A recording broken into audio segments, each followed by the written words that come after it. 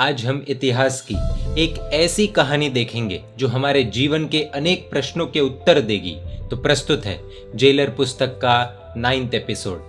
दुनिया की जेल में कई बार ऐसा देखने को मिलता है कि जेलर उद्दत मिजाज वाला हो तो न्यायालय के आदेश के बिना भी कैदी की विवशता का लाभ उठाकर कभी कभी उसे 2-4 थप्पड़ लगा देता है और अपना काम भी करवा लेता है। कुछ ऐसा ही पड़ोसी इत्यादि जो अन्य लोग हमें परेशान करते हैं उसमें संभव हो सकता है ना। हमारा अपराध कुछ भी न हो और उस कारण से कर्मसत्ता द्वारा कोई भी सजा नहीं दी गई हो, फिर भी पड़ोसी या और कोई भी व्यक्ति हमें परेशान करता हो, यह भी संभव है ना। तो ऐसे संयोगों में तो उसे दुष्ट मानना ही पड़ेगा ना। इस गंभीर प्रश्न के उत्तर में पूज्य श्री क्या कहते हैं, आइए जानने का एक छोटा सा प्रयास करते हैं। जेलर पुस्तक की यह प्रस्तुति बहुत खास है, इसीलिए हम सभी को गंभीरता पूर्वक इस प्रस्तुति को अंत तक पूरे फोकस के साथ सुनना होगा। पूज्य श्री कहते हैं कि कर्मसत्ता द्वारा नहीं दी गई हो ऐसी कोई भी सजा कोई भी जीव किसी को कभी भी नहीं कर सकता। यह नियम अपने हृदय में सदा के लिए अंकित करके रखने योग्य है। कहने का तात्पर्य यह है कि इस विश्व में सजा करने का अधिकार केवल कर्मसत्ता को ही है, उसके अतिरिक्त किसी के पास यह अधिकार नहीं है। कोई भी जीव चाहे कितना बड़ा सत्ताधीश हो, कितना भी बड़ा शक्तिमान क्यों ना हो, कितना भी अधिक श्रीमंत या बुद्धिमान क्यों ना हो और अन्य किसी जीव को कष्ट देना चाहता हो, कष्ट देने का प्रयत्न कर रहा हो, परंतु कर्मसत्ता ने अगर उस दूसरे जीव को दंडित करने के लिए आदेश न दिया हो तो वह महान सत्ताधीश या शक्तिमान जीव भी उसका कुछ नहीं बिगाड़ सकता। इसका श्रेष्ठ ज्वलंत उदाहरण है अघट कुमार। अवंती देश विशाला नगरी सुघटित नाम का राजा ज्ञान गर्भ नामक व्यक्ति। जब राजसभा में काम चल रहा था तब एक सेवक ने आकर ज्ञान गर्भ नामक व्यक्ति के कान में कुछ कहा, जिसे सुनते ही ज्ञान गर्भ की आंखें चमक उठी और सानंद आश्चर्य ये शब्द उनके मुख से निकले कि अच्छा क्या कह रहे हो, क्या ये सच है। इन शब्दों को सुनकर राजा की जिज्ञासा जाग उठी। उन्होंने पूछा कि क्या बात है। ज्ञान गर्भ ने कहा कि मेरी दासी ने पुत्र को जन्म दिया है। बालक जब गर्भ में था तब उसकी माता द्वारा देखे गए स्वप्न सूचित कर रहे थे कि भविष्य में यह बालक महान होगा। आज उस बालक का जन्म हुआ है और उसके अंग पर चक्र धनुष आदि लक्षण हैं। यह समाचार इस सेवक ने मुझे दिए हैं। राजा ने पूछा कि इस चक्र आदि लक्षणों का क्या अर्थ है, ये क्या सूचन करता है, बताइए। ज्ञान गर्भ ने कहा कि यह बालक इस नगरी का राजा बनेगा और वह भी आपके जीवन काल में ही। ये एक एक शब्द राजा के अंतकरण को शूल की भांति चुभने लगे। मेरा प्राण प्रिय पुत्र विक्रम सिंह नहीं और एक दासी पुत्र मेरे राज्य का राजा बनेगा, असंभव असंभव। किंतु यह भी निश्चित है कि धनुष चक्र आदि लक्षण राज्य दिलाने वाले ही है। इस विचार से राजा का मन भयाक्रांत हो उठा। अंत में राजा ने निर्णय लिया कि बालक को मृत्यु की गोद में सुला देना ही ठीक रहेगा। राजा का आदेश हुआ। 2 सेवक नवजात शिशु को, उस दासी पुत्र को हत्या करने के लिए उठाकर ले गए। शिशु को हाथ में लेकर वे नगर के बाहर निकले, परंतु देव शिशु के समान निर्दोष शिशु को देखकर वे सोचने लगे कि इतना छोटा शिशु, राजा का इसने ऐसा क्या अपराध किया होगा कि राजा इसकी हत्या करवाना चाहते हैं। इतने सुंदर और निर्दोष शिशु की हत्या करने के लिए उनका अंतःकरण तैयार नहीं हो रहा था। हम इसे यही कहीं छोड़ देते हैं, फिर पशु पक्षी चाहे कुछ भी करे, ऐसा सोचकर एक कुएं के निकट उस शिशु को रख दिया और दोनों चले गए। सुबह के समय बगीचे में प्रवेश करते ही माली के आश्चर्य की सीमा न रही। यह बगीचा तो जीर्ण था, मुश्किल से 1-2 पुष्प किसी वृक्ष पर खिलते थे। आज तो मानो वसंत का आगमन हुआ है। प्रत्येक वृक्ष फलों और फूलों से लद गया है। कैसा चमत्कार है यह। चारों ओर देखने पर कुएं के निकट एक हंसता खेलता शिशु दिखाई दिया। शत्रु के हृदय में भी जिसके लिए ममता उमड़ पड़े, ऐसे देव शिशु के समान बालक को उठाकर चूमने लगा। वह उसे अपने घर ले गया और अपनी निसंतान पत्नी को सौंप दिया और कहा कि आज से तुझे कोई बंध्या नहीं कहेगा। बगीचे में जो घटना घट न सके, ऐसी घटना आज घट गई थी, इसीलिए बालक का नाम रखा गया अघट कुमार। अपार आनंद के महासागर में डूबी हुई मालिन अत्यंत जतन पूर्वक बालक का लालन पालन करने लगी। एक दिन बालक को साथ लेकर राजा को फूलों की माला देने के लिए वह राजसभा में आई। बालक पर दृष्टि पड़ते ही ज्ञान गर्भ ने जान लिया कि कि यह वही बालक है। बालक का अपहरण हो गया था, यह तो उन्हें पता था, परंतु बालक कहाँ है यह पता नहीं था। आज उस बालक को देखा तो वे अपनी दृष्टि को उस पर से हटा ही न सके। राजा के ध्यान में यह बात आ गई। कारण पूछने पर ज्ञानगर्भ ने स्पष्टता से कहा कि यह वही दासी पुत्र है जो आपके राज सिंहासन पर बैठने वाला है। राजा पुनः चिंता में डूब गया और अपने दोनों सेवकों को बुलाया। राजा का क्रोध देखकर दोनों ने अपनी भूल का स्वीकार किया और कहा कि हमने तो बालक को कुएं के निकट रख दिया था। पूछताछ करने पर पता चला कि माली को वही शिशु कुएं के पास से ही मिला था। अब निशंक रूप से निर्णय हो गया कि यह वही बालक है। यह बालक राजा बने, यह राजा को किसी प्रकार स्वीकार्य नहीं था। उसने एक अति क्रूर जल्लाद को आज्ञा दी कि इस बालक के जीवन को अंत किया जाए। सैनिक बलपूर्वक मालिन के पास से उस बालक को उठाकर लेकर गया। यम के समान निष्ठुर जल्लाद बालक को लेकर जंगल की ओर रवाना हुआ। अघट कुमार सुंदर होने के साथ साथ चपल और हंसमुख भी था। यम के समान क्रूर इस अनजान मनुष्य से भी डरे बिना यह उसकी दाढ़ी खींचने लगा और अपनी तुतली बोली में बा बा बा बा बोलने लगा।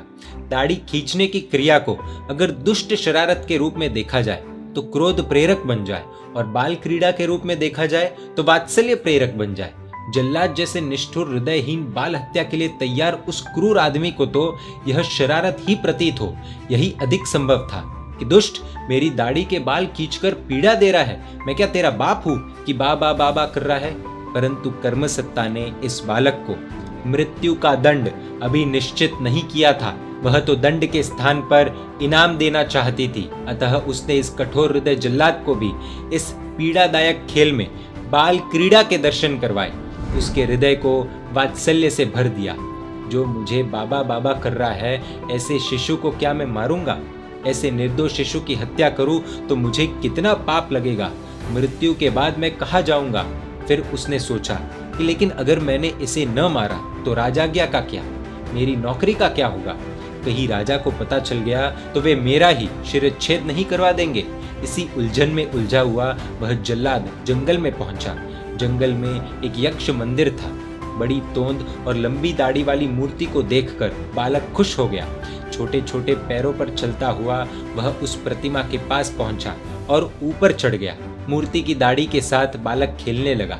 जल्लाद ने यह देखा और बाल हत्या के पाप से बचने के लिए बालक को वहीं छोड़कर स्वयं भाग निकला। घोर जंगल में अकेला होते हुए भी बालक अघट कुमार अपने खेल में मस्त है।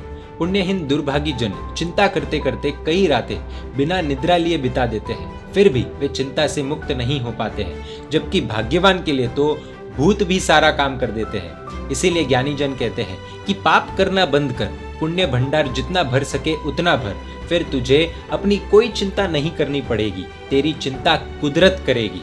सामान्यतः देवगण अपनी दुनिया में मस्त होते हैं, हजारों वर्ष बीत जाते हैं, परंतु पृथ्वी पर स्थित अपने स्वयं के मंदिर की ओर भी उनका ध्यान जाता ही नहीं है। परंतु अघट कुमार तो पुण्य का भंडार भरकर आया है। कुदरत को उसकी सेवा में तत्पर रहना ही पड़ेगा। कुदरत ने उस यक्ष का ध्यान उस मंदिर की ओर आकृष्ट किया। उस यक्ष यानी देव ने अवधि ज्ञान से अपने मंदिर में बाल अघट को अकेला देखा। अघट कुमार के इस दृष्टांत में जल्लाद ने अघट कुमार की हत्या नहीं की, वह उसे अकेला छोड़कर चला जाता है। अन्यत्र कई अन्य दृष्टांत में ऐसी भी बात मिलती है कि स्वयं के जीवन को जोखिम में डालकर भी जल्लाद निर्णय करता है कि ये बालक को मैं मारूंगा तो नहीं, परंतु गुप्त रूप से उसका लालन पालन करूंगा, उसकी रक्षा करूंगा। यह विचार करने जैसी बात यह है कि यह व्यक्ति जल्लाद है जिसके हृदय में दया का अंश भी कभी उत्पन्न नहीं हुआ हो। कोई अगर उसे कहे कि रे पापी, मनुष्य को मारने का काम करता है, मृत्यु के बाद कहाँ जाना चाहता है, तब अपनी दृढ़ नास्तिकता को घोषित करता हुआ कहता है कि पाप पुण्य परलोक मैं कुछ नहीं जानता। ऐसे दयाहीन नास्तिक जल्लाद को आज दयावान और आस्तिक कौन बना रहा है? कर्म सत्ता की अमाप शक्तियों को समझना आवश्यक है। वो कह रही है कि मैं बड़े से बड़े क्रूरतम व्यक्ति को दयावान बना सकती हूँ, घोर नास्तिक को आस्तिक बना सकती हूँ, भक्षक को रक्षक बना सकती हूँ। मानो वह कह रही हो कि यदि मुझे दीर्घ आयुष्य रूपी उपहार देना हो तो मैं क्या नहीं कर सकती। 2006 के जुलाई महीने में प्रिंस नाम का किसी मजदूर का 6 वर्ष का बेटा 60 फीट गहरे बोरवेल के गड्ढे में गिर गया। बोरवेल की चौड़ाई इतनी कम थी कि उसमें से कोई भी साधन डालकर उसे खींच लेना संभव ही नहीं था। यह किसी मंत्री, बड़े उद्योगपति या किसी हाई लेवल अधिकारी का बालक तो था नहीं, गरीब श्रमिक का बालक था। श्रमिकों और गरीबों की जान का मूल्य कितना है हम सब जानते हैं। रोज अनेकों मौतें होती है, लेकिन राजनेताओं को चुनाव के वक्त ही इनकी याद आती है। ऐसी विषम परिस्थिति में फंसे बालक को कौन बचाता? परंतु कुदरत किसे कहते हैं। उस बालक को मानो कह रही थी कि तुझे बचाने के लिए इंडियन आर्मी को मैं उतारूंगी, एक अपूर्व मिशन उनके पास करवाऊंगी, करोड़ों टीवी दर्शकों के पास तेरे लिए प्रार्थना करवाऊंगी। सेना के इस मिशन के द्वारा पास के 45 फीट गहरे कुएं को 60 फीट गहरा करवाकर उस कुएं से बोरवेल तक मार्ग बनवाकर उस बालक को बचा लिया गया। लगभग 50 घंटों के बाद बालक बाहर निकला था। 2010 में चिली में खदान यानी माइंस में धरती से 2000 फीट नीचे फंसे हुए 33 खान मजदूर। चिली देश ने एवं पूरी दुनिया ने ही नहीं, स्वयं मजदूरों ने भी प्रारंभ में बचने की आशा छोड़ दी थी, परंतु कर्मसत्ता उन्हें जिलाना चाहती थी, बचाना चाहती थी।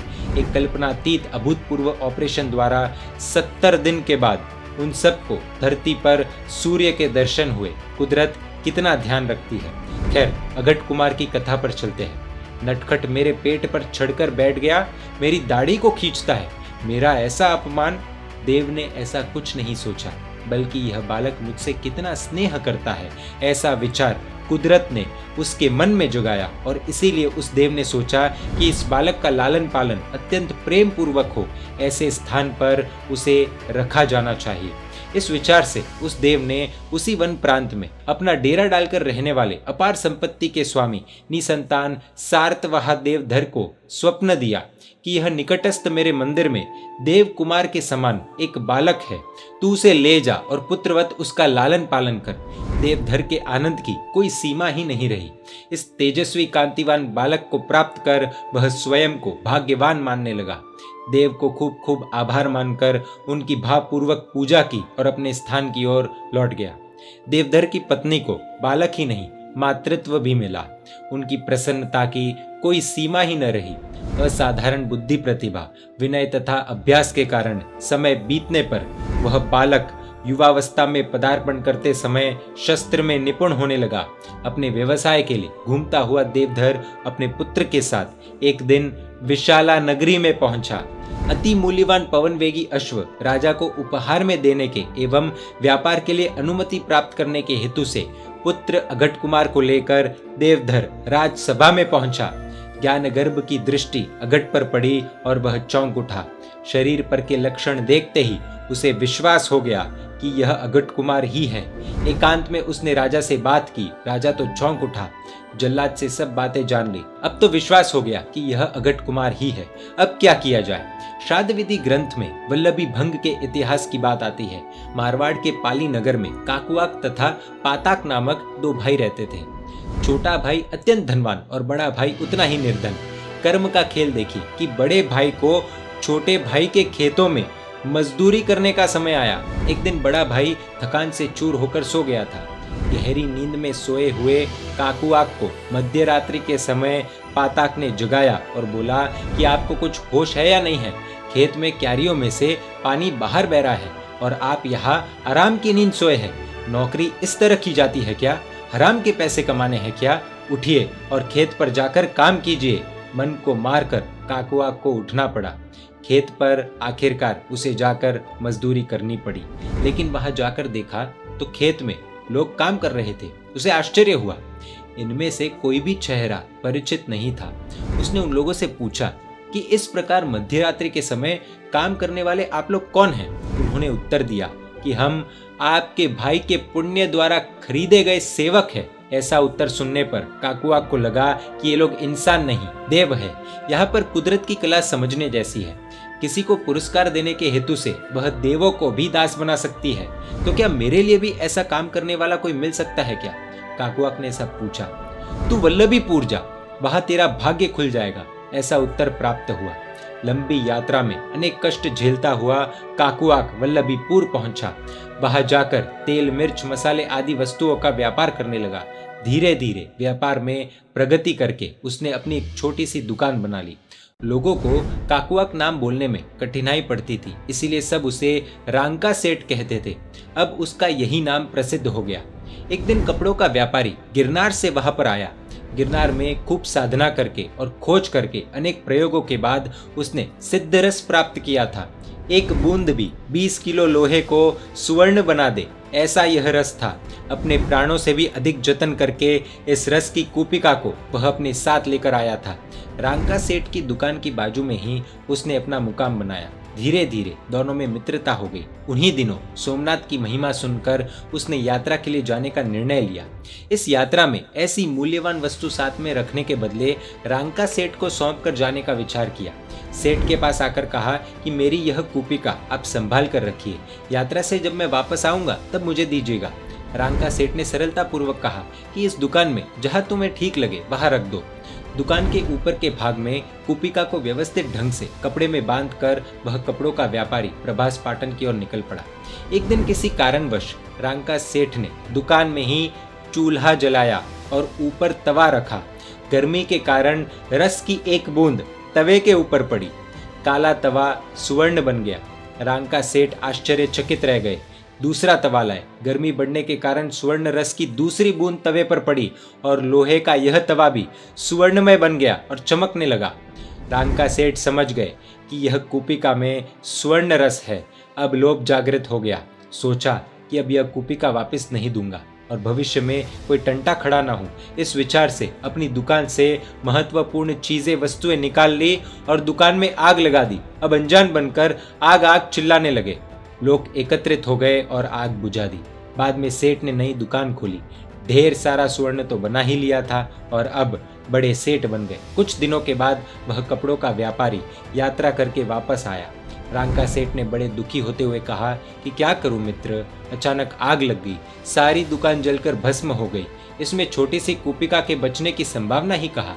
ऐसी बात सुनकर तथा सेठ की समृद्धि देखकर, उनके पहले के और आज के रहन सहन में जमीन आसमान का अंतर देखकर कपड़ों के व्यापारी को छल की कल्पना तो आ ही गई, परंतु कुछ कह भी कैसे सकता था। उसे अचानक स्मरण हो गया कि जब वह सुवर्ण रस कूपिका में भर रहा था तब एक रहस्यमय ध्वनि उसे सुनाई दी थी कि भर रांका के नाम, भर रांका के नाम। एक बार तो उसने कूपिका खाली कर दी। पुनः जब उसने कूपिका भरना प्रारंभ किया तो वही ध्वनि सुनाई दी, भर रांका के नाम। कपड़ों के व्यापारी ने किसी भी प्रकार संयोगों से समाधान कर लिया। मन को समझा लिया कि यह सुवर्ण रस की कूपी मेरे भाग्य में नहीं, रांका सेठ के भाग्य में थी। खैर, जो हुआ सो हुआ। करोड़ों रुपए का सुवर्ण बना सके उतना रस गवाया था। फिर भी कर्मसत्ता के निर्णय को शिरोधार्य करने वाले कितने स्वस्थ रह सकते हैं, इतने बड़े नुकसान को भी कितनी सहजता से स्वीकार कर लेते हैं और क्रोध, द्वेष तथा प्रतिशोध की प्रक्रिया से बच सकते हैं। दोबारा अघट कुमार की कथा पर जाते हैं। ज्ञान गर्भ ने अघट की जन्म देने वाली माता द्वारा सगर्भावस्था में देखे गए स्वप्न पर से तथा नवजात शिशु के शरीर पर दिखाई दे रहे लक्षणों को देखकर स्पष्ट भविष्यवाणी की थी कि यह बालक राजा बनेगा।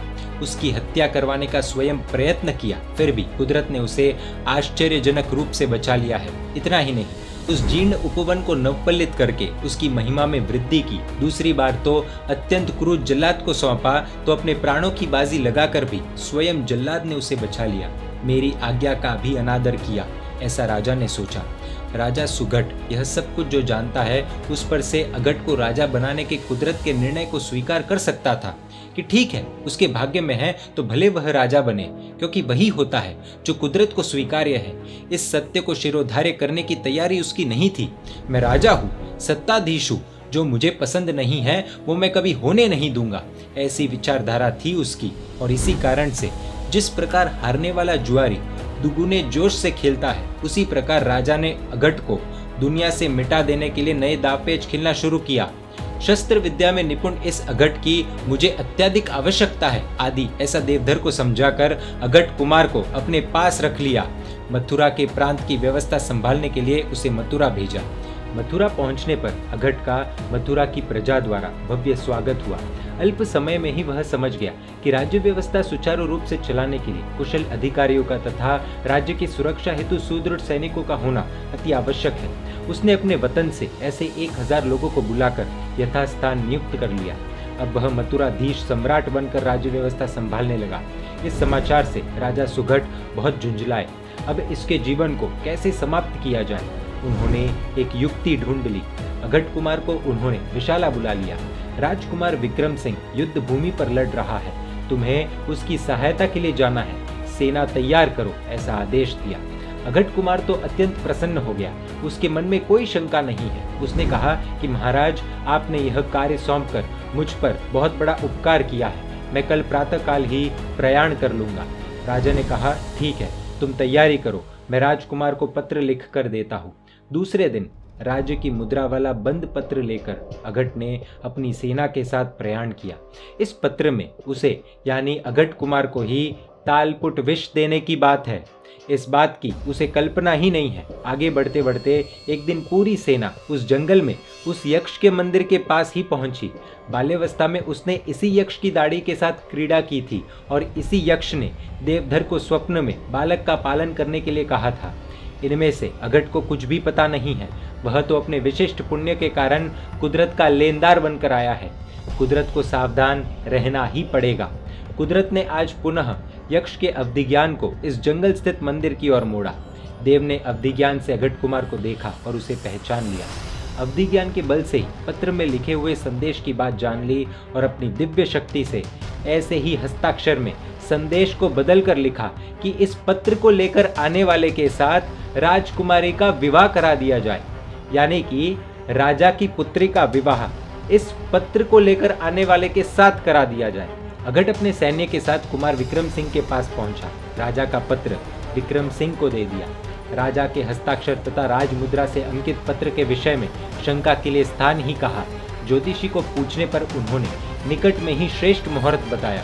पिताजी ने भी वहां मुहूर्त निकलवाया होगा, लेकिन श्रेष्ठ मुहूर्त निकट ही होने के कारण राजकुमारी को वहां बुलाना असंभव समझकर यहीं पर तत्काल विवाह कर देने के लिए पिताजी ने लिखा होगा। ऐसी कल्पना राजकुमार विक्रम सिंह ने की और अघट कुमार की राजकुमारी के साथ शादी करा दी गई। जब राजा सुघट को यह समाचार मिला कि उसकी पुत्री का यानी राजकुमारी का विवाह अघट कुमार के साथ करा दिया गया है, तब राजा पर तो मानो वज्राघात ही हुआ। इतना हो जाने के बाद भी वे कोई बोधपाठ लेने के लिए तैयार नहीं है। अब अघट को इस दुनिया से दूर करने के लिए वे नई चाल चलने के लिए तैयार हो गए, भले ही इस चाल के परिणाम स्वरूप अपनी ही पुत्री का सौभाग्य खंडित क्यों न हो, भले ही पुत्री विधवा क्यों न हो जाए। राजा ने अघट को विशाला आने का निमंत्रण भेजा। अघट आश्चर्य हो रहा था, कहाँ युद्ध की बात और कहाँ विवाह, और अब विशाला नगरी की ओर प्रयाण। नवविवाहिता पत्नी और साले विक्रम सिंह आदि के साथ वह विशाला पहुंचा। राजा एवं प्रजा ने उनका बहुत धूमधाम से भव्य स्वागत किया।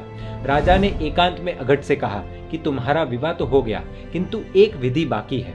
अघट ने पूछा कि क्या विधि बाकी है।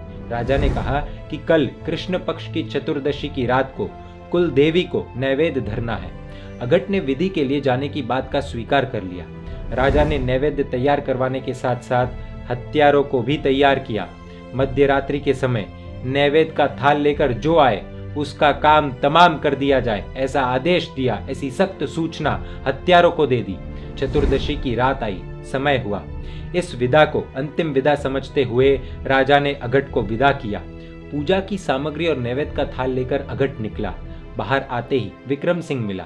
उसने अघट से पूछा कि इस समय किस ओर जा रहे हैं। अघट ने पूरी बात बताई। विक्रम सिंह ने कहा कि जीजाजी, मंदिर तो बहुत दूर है, मार्ग विषम है, अंधकार घना है, आप इस स्थान से एकदम अपरिचित हैं। विधि ही पूर्ण करनी है ना, तो पूजा की सामग्री मुझे दे दीजिए। मैं उस मंदिर में अनेकों बार गया हूँ, मार्ग भी मेरे लिए परिचित है। मैं वहां जाकर कुल देवी के आगे नैवेद्य धर दूंगा। अघट ने सामग्री कुमार को सौंप दी।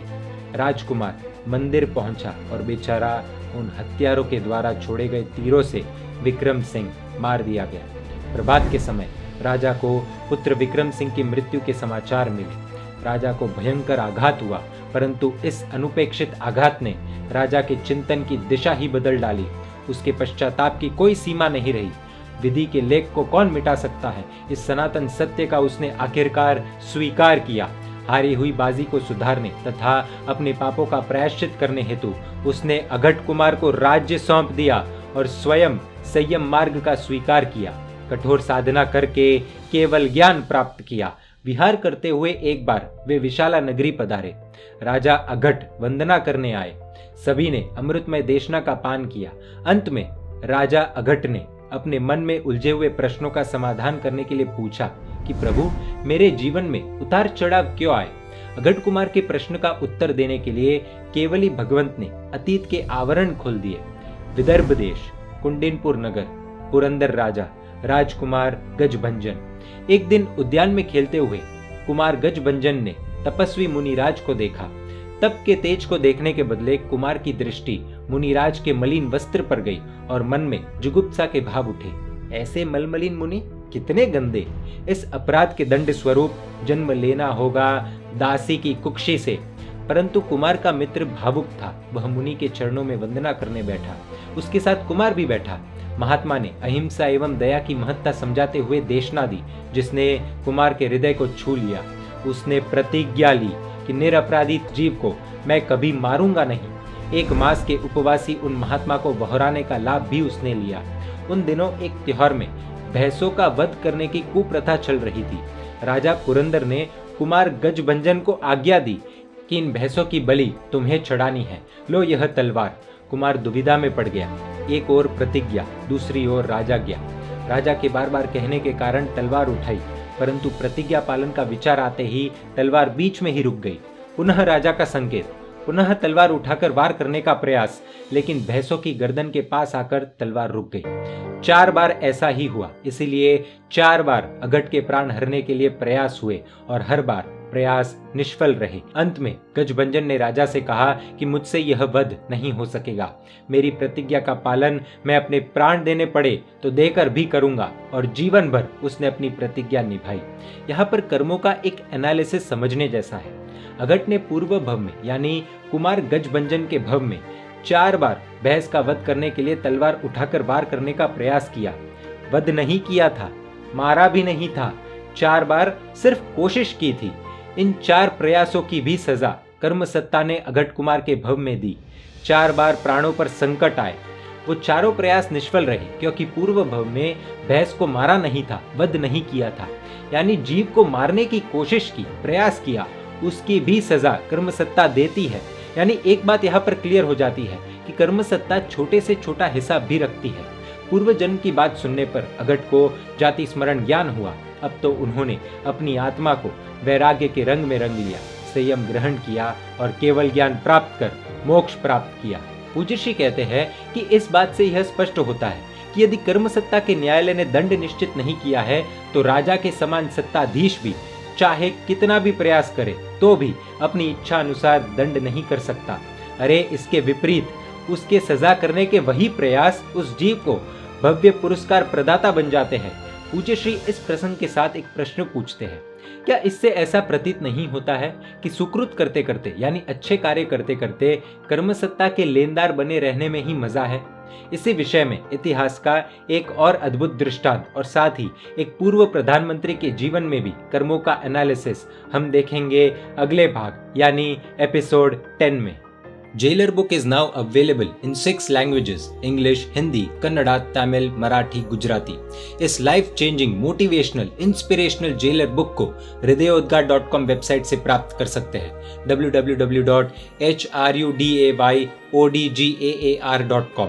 फीडबैक के लिए या अधिक जानकारी के लिए इस ईमेल पर अथवा इस कॉन्टैक्ट नंबर पर भी संपर्क कर सकते हैं। जैन मीडिया पर ऐसे वीडियोस आते रहेंगे। देखने के लिए आपको Jain media YouTube channel subscribe कर नोटिफिकेशंस के लिए बेल आइकन प्रेस करना होगा। आप हमें फेसबुक और इंस्टाग्राम पर भी फॉलो कर सकते हैं। परमात्मा के आज्ञा विरुद्ध कुछ भी कहा हो तो मिच्छामि दुक्कडम। जय जिन शासन, जय महावीर।